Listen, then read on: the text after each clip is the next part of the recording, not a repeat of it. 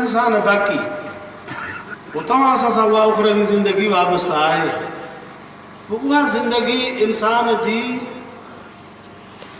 सुखी थींदी हिन दुनिया जे अमल सां ऐं उहा ज़िंदगी ॾुखी थींदी बि दुनिया जे अमल सां।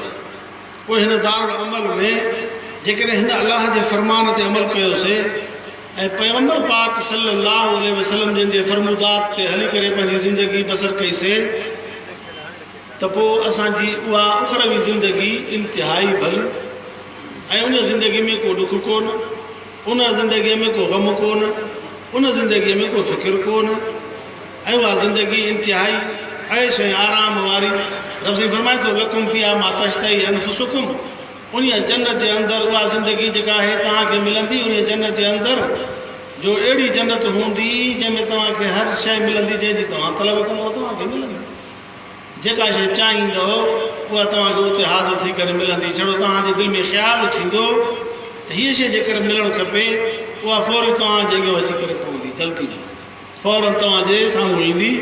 अलाह ताला एतिरी देरि बि न कंदो जो तोखे इंतज़ारु करिणो पवे, इंतज़ारु बि न। तव्हांजे दिलि में ख़्यालु थींदो, को माण्हू ॾाढ़ूं खाईंदो न उहो त ख़्यालु थींदो जेकर अंब बि हुजे हा त उन महिल जो वञे महिल उन ॾाढ़ूअ जो ज़ाइक़ो अंब वारो थी वेंदो। वरी जेकॾहिं अंब खाईंदो चवंदो जेकर सूफ़ हुजे हा त उन महिल जो उन महिल उन अंब जो ज़ाइक़ो सूफ़ वारो थी वेंदो। ईअं अलाह ताला फरमाए थो लकुम फ़ीहा मा तश्तही अनफुसुकुम, जेका शइ चाहियो तव्हांखे।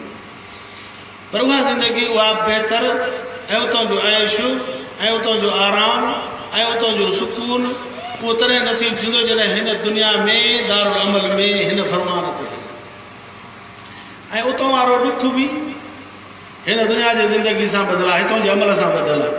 जेकॾहिं हिते पंहिंजे मर्ज़ी ते हलियो, पंहिंजे ख़्वाहिशात खे पूरो कये, अलाह जे हिन फ़रमान खे पसे पुश्त रखे, पैगंबर पाक जी इताअत न कयईं ऐं अलाह ताला जे हुकमनि जी इनराफ़ी कयईं, अलाह जे फ़राइज़ जी अदायगी न कयईं, अलाह जे रसूल खे नाराज़ करे दुनिया में जो निकितो त पोइ हर ॾुख जेका हिन जे वाम गुमान में बि न आहे तकलीफ़ ॾुख उहो उनखे मिलंदो उते आख़िरत में।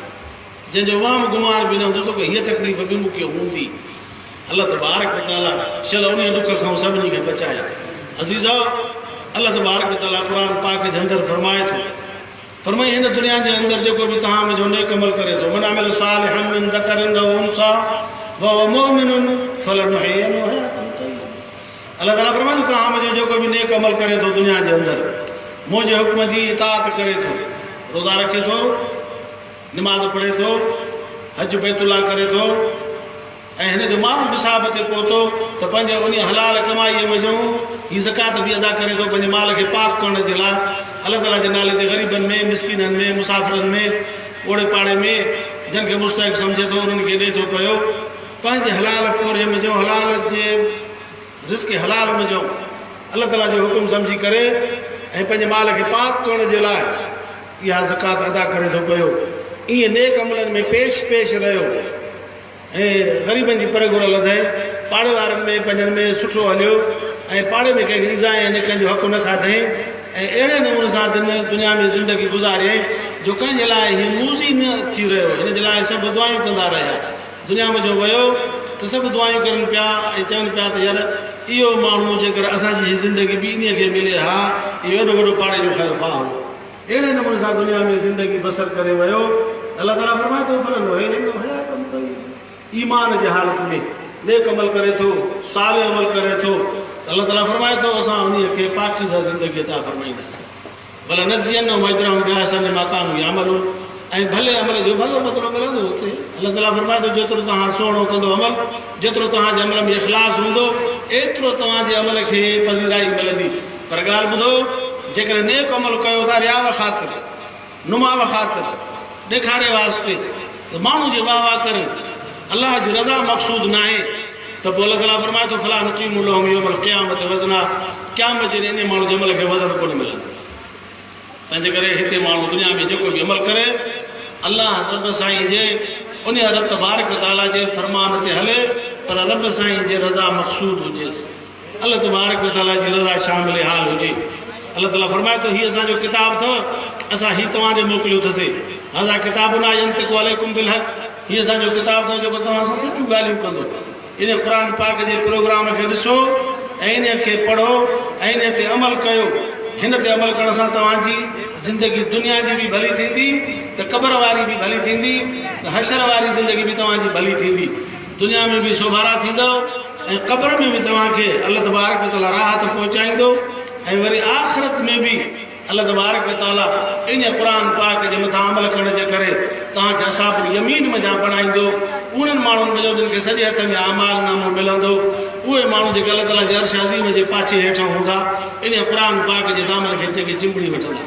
पर जन क़ुर खे छॾे ॾिनो क़ुर खे पुठी ॾिनो इहे माण्हू असाब शिमाल हूंदा। इहे उहे हूंदा जिन खे खॿे हथ में आमाल नामो मिलंदो ऐं इहे माण्हू हूंदा जेके पंहिंजे पघर में पिया ॿुॾंदा। कोई बि आख़िरत जे ॾींहुं उनखे कोई बि सायो या पाछो नसीब न थींदो। ईअं ख़ुदा जे कहर ऐं अज़ाब जे अंदरि ईअं हलिया वेंदा जहन्नम जे अंदरि। अल्लाह तबारक व तआला तव्हां असांखे हिन क़ुर पाक जे हुक्मनि ते हलण जी तौफ़ीक़ अता फरमाए इन हाज़िल क़ुर यहदी लिल्लती हिय अक़वम। बेशक हीअ क़ुर अथव जेको तव्हांखे सौ रस्तो मुहैया कंदो। पोइ हिन क़ुर ते हलणु कसब तव्हांजे हथ में आहे। क़ुर ते हलो भलाई थींदव, न हलंदव पाण खे खसारे में विझंदव। अल्लाह तबारक व तआला फरमाए थो असां तव्हांखे हीअ किताब पंहिंजे तरफ़ां मोकिलियो अथसि। फमन शाह फलयुमिन वमन शाह फलयकफुर। पोइ जंहिंखे वणे त क़ुर ते ईमान आणे, जंहिंखे वणे त ईमान न आणे। नफ़ो बि तव्हांजे लाइ आहे, नुक़सान बि तव्हांजे लाइ आहे। तव्हां जेकॾहिं फर्मा बरदार थी पवंदव त अल्लाह तबारक व तआला फरमाए थो मुंहिंजे किबरियाई में वाधारो कोन ईंदो। पर जेकॾहिं तव्हां नाफ़रमान थी पवंदव त मुंहिंजी उन ख़ुदाई में ऐं मुंहिंजे किबरियाई में मुंहिंजे इज़त ऐं अज़मत ऐं मुंहिंजे जलाल में कंहिं बि क़िस्म जी कमी कान ईंदी। तव्हांजो फ़ाइदो आहे, तव्हांजो नुक़सानु आहे। अल्लाह ताला फरमाए थो मने तदा फ़इन्नमा यहतदी लिनफ़्सिही। तव्हां जो जेको बि हिन क़ुर जे वाट खे चिंबड़ी वठंदो पंहिंजो फ़ाइदो अथसि ऐं जेकॾहिं क़ुर जे वाट खे छॾींदो वमन ज़ल्ल फ़इन्नमा यज़िल्लु अलैहा। जेकॾहिं को क़ुर जे वाट खे छॾे थो त उनजो नुक़सान बि पंहिंजो अथसि, ॿिए खे नुक़सानु कोन थींदो।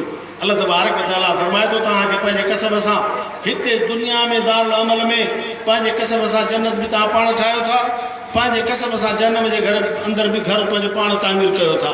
हिकिड़ा माण्हू दुनिया में हलाल खाइनि था, पाकाई अख़्तियार करनि था, ख़ुदा जे फ़र्ज़नि खे पूरो करनि था, पाड़े सां भलो हलनि था, कंहिंजो हक़ नथा खाइनि पिया ऐं सभ सां ख़ैर ख़्वाही करनि था, भलाई जो रस्तो सभिनी खे ॾसनि था या भलाई जे कमनि में पेश आहिनि ऐं कॾहिं बि अल्लाह ताला जे नाफ़रमानी जो सोचो बि नथो।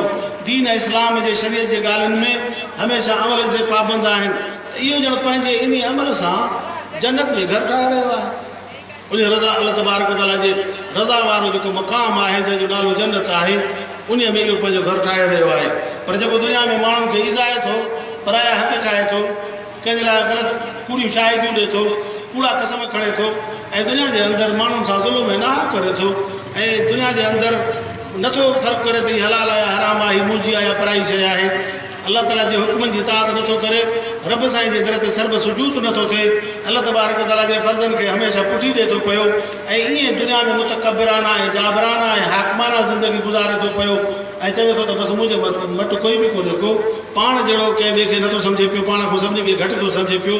ईअं तकबुर में मग़रूरी में पुर थियल आहे, उनजे दिमाग़ में इहा तकबुर जी हवा फिरियल आहे। त अल्लाह ताला फरमाए थो इहो ॼण पंहिंजे कसब सां जहन्नम जे अंदरि जेका ख़ुदा जे ग़ज़ब खे शिकल ॾिनल आहे जंहिंजो नालो जहन्नम आहे उन जहन्नम जे अंदरि ॼण त पंहिंजो घर ठाहे थो। घर इंसान खे पंहिंजे कसब सां ठाहिणो आहे। पोइ जन्नत में ठाहे उनजी मर्ज़ी, जहन्नम में ठाहे उनजी मर्ज़ी। जन्नत में घर उन्हनि जो ठहे थो जेके हिन ते अमल करनि था, जहन्नम में घर उहे ठाहिनि था जेके पंहिंजी मर्ज़ी ते हलनि था। हाणे बाबा जेकॾहिं पंहिंजी मर्ज़ी ते हलो, तव्हांजी मर्ज़ी, क़ुर ते अमल कयो, तव्हांजी मर्ज़ी आहे। अल्लाह ताला फरमाए थो ज़ालिकल किताब ला रैब फीह, हीअ असांजो किताब अथव जंहिंमें कंहिं क़िस्म जो शक कोन अथव ऐं इहो क़ुर उन्हनि जे लाइ सरापा हिदायत जो किताब आहे जेको अल्लाह ताला जो ख़ौफ़ दिलि में पैदा कंदो, जेको तक़वा ऐं तहारत अख़्तियार करे थो, जेको इफ़त ऐं पाक दामनी जी ज़िंदगी गुज़ारे थो, उन जे लाइ हे क़ुर सरापा हिदायत जो किताब आहे। पर जेकॾहिं अल्लाह ताला फरमाए थो जेकॾहिं क़ुर पाक जे हुक्मनि ते कोई नथो हले त उन सां पंहिंजो करे थो पियो। दुनिया जो जहान दारुल अमल आहे। हज़ूर फरमायो दुनिया मज़रतुल आख़िर, दुनिया पोख जी जाइ अथव। पोइ माण्हू जहिड़ी पोख पोखींदो ओड़ी पोख लुणंदो। जेकॾहिं हिन दुनिया में नेक अमल कंदो त फरमाई इनल अबरार लफ़ी नाईम, जेकॾहिं पुछड़ा अमल कंदो त फरमाई इनल फुजार लफ़ी जाई। जेको नेक अमल कंदो नेमतुनि वारो घर जन्नत, जेकॾहिं पुछड़ा अमल करे थो त उन जे लाइ दारू जहीम आहे। अल्लाह ताला फरमाए थो इनल फुजार लफ़ी जाई। इंसान दुनिया जे अंदरि आयो अमल जे लाइ आयो। असांखे अल्लाह तबारक ताला वटि पंहिंजे हसब ऐं नसब जे करे निजात कोन मिलंदी। अल्लाह ताला वटि असांखे पंहिंजे इल्मी मुक़ाम जे करे या संगे जवानी कंहिं ख़ानदान जे करे या कंहिं वॾे घराणे जे करे वॾे दौलत जे करे हुस्न ऐं जमाल जे करे ऐं असांखे वॾे कंहिं खूनी रिश्तनि जे करे ख़ुदा वटि निजात मिलंदे ईअं कोन थींदो। अल्लाह तबारक ताला वटि जेकॾहिं कंहिंखे निजात मिलंदी त उनखे पंहिंजे अमल जे बदौलत मिलंदी। अल्लाह ताला फरमाए थो या अय्युहन नास ऐं इंसानो इन्ना ख़लक़नाकुम मिन ज़करिन व उन्सा वजअलनाकुम शुअबन व क़बाइल लितआरफू। अल्लाह ताला फरमाए थो इंसानो तव्हांखे असां हिकु अबे अमामो पैदा कयोसीं, हिकु मर्द आदम हिकु औरत हवा, इन ॿिन्ही वजह तव्हांखे पैदा कयोसीं। तव्हां सभिनी जी औलाद आहियो। पोइ तव्हांखे असां क़ौमुनि में पाड़नि में ॿोलियुनि में तक़सीम करे छॾियोसीं। हिकिड़ा के कहिड़े इलाइक़े जा आहिनि, के कहिड़े इलाइक़े जा आहिनि, के काॾो जा आहिनि, के काॾो जा आहिनि, के कहिड़ी ॿोली ॻाल्हाइनि था, के कहिड़ी ॿोली ॻाल्हाइनि था। आहियूं सभई इंसान। हिकिड़ो पंजाबी ॻाल्हाए थो, हिकिड़ो बिरोकी ॻाल्हाए थो, हिकिड़ो पंजाबी ॻाल्हाए थो, हिकिड़ो पछतो ॻाल्हाए थो, हिकिड़ो अरबी ॻाल्हाए थो, हिकिड़ो अंग्रेज़ी ॻाल्हाए थो, हिकिड़ो चीनी ॿोली ॻाल्हाए थो। आहियूं सभई इंसान, हिक ॿिए जी ॿोली कोन था सम्झूं। ख़ुदा सभिनी खे ॿुधे बि थो, सम्झे बि थो। अल्लाह तबारक ताला फरमाए थो हाणे तव्हां में कोई बि फ़र्क़ु न आहे। हाणे तव्हां समूरनि मझो मां ख़ुदा वटि इज़त वारो केरु थींदो? फरमाए इन्न अक्रमकुम इंदल्लाहि अत्क़ाकुम। तव्हां मझो मां अलाह वटि इज़त वारो उहो थींदो जेको हिन फरमान ते हलंदो, जेको मुतक़ी हूंदो, जेको परहेज़गार हूंदो। हज़रत सलमान फारसी हज़ूर वटि आयो, ग़ुलाम थी करे आयो हुयो। मदीने में अची करे कलमो पढ़े हज़ूर जो ग़ुलाम थी वियो। इहो फारस जो हुयो, फारसी हुयो, पारसी ॿोली ॻाल्हाईंदो हुयो। उहो ईरान जो हुयो, हेॾां जो हुयो। हज़रत शोएब रूम जो हुयो। अहिड़े नमूने सां को साहिबी काॾो जा के काॾो जा वीचारा ग़ुलाम थी करे मके में मदीने में रहिया। हज़ूर खे ॾिठऊं, हज़ूर जे मथां ईमान आंदो। ऐं ख़ासि मके जा मुजावर केरु हुया? इहे ई हुया अबू लहब, अबू जहल वारा, उतबे वारा, शैबे वारा। इहे मके जा मुजावर इहे हुया, बैतुल्लाह वारा, जेके बैतुल्लाह जी तामीर बि कंदा हुआ, हाजिन जी ख़िदमत वग़ैरह बि कंदा हुआ। ऐं इहे ई बुहारीदार बि इहे ई हुया, सफ़ाई करण वारा इहे हुया, तामीर बि इहे ई कंदा हुया। पर ईमान उन्हनि खे नसीब कोन थियो। ऐं ॿोली बि अरबी ॻाल्हाइनि पिया। जंहिं ॿोली में अलाह क़ुर नाज़िल कयो इन्हनि जी ॿोली बि इहा ई हुई। ऐं हुया बि हज़ूर जा वेझा, हज़ूर जा वेझा माइट हुया, अज़ीज़ हुया। पोइ जॾहिं ईमान जी दौलत उनखे न मिली ऐं ईमान उनखे नसीब न थियो ऐं क़ुर खां नफ़रत कयूं, रसूल खां नफ़रत कयूं, अल्लाह तबारक ताला जी ॻाल्हियूं जेके नबी उनखे कयूं, उन ख़ुदा जी ॻाल्हियुनि खे न मञियूं ऐं नबीअ खे चयूं त लस्त मुरसला, तूं रसूल ई कोन्हे, तोखे रसूल कोन था मञूं पिया। त पोइ इहे माण्हू तोड़े जो क़ुर जी ॿोली ॻाल्हाइनि पिया, हज़ूर जा माइट हुया। पोइ बि इहे जहन्नम जे अंदरि विया। हो जेके पारसी ॻाल्हाइण वारा ग़ुलाम थी करे आया, उहे जन्नत में हलिया विया। अल्लाह ताला खे कंहिंजी परवाह आहे छा? ख़ुदा खे कंहिंजी परवाह कान्हे का। मालूम थियो त अल्लाह तबारक ताला वटि रिश्ता या क़िराबतदारी या पंहिंजो संगे चवाणी पंहिंजो पुश्त दर पुश्त नसल ख़ुदा वटि इहा शइ न हलंदी। अल्लाह तबारक ताला वटि हलंदी उहा शइ जेको तव्हां में मुतक़ी हूंदो, जेको क़ुर ते हलण वारो हूंदो, पैगंबर जी इताअत करण वारो हूंदो, उन खे ख़ुदा वटि निजात मिलंदी, उनखे ख़ुदा वटि इज़त बि आहे। दुआ कयो त अल्लाह तबारक ताला असांखे हिन पंहिंजे फ़रमान ते हलण जी तौफ़ीक़ अता फ़रमाए, क़ुर पाक जे हुकमनि जी ताबेदारी नसीब फ़रमाए, पैगंबर करीम सल्लल्लाहु अलैहि वसल्लम जी सुन्नत जो असांखे पाबंद बणाए ऐं हिन दुनिया में फर्मा बरदारी जा कम, नाफ़रमानी जे कमनि खां ख़ुदा असांखे बचाए, फर्मा बरदारी जा कम नसीब फ़रमाए। आख़िर दावाना अनिल हम्दुलिल्लाह।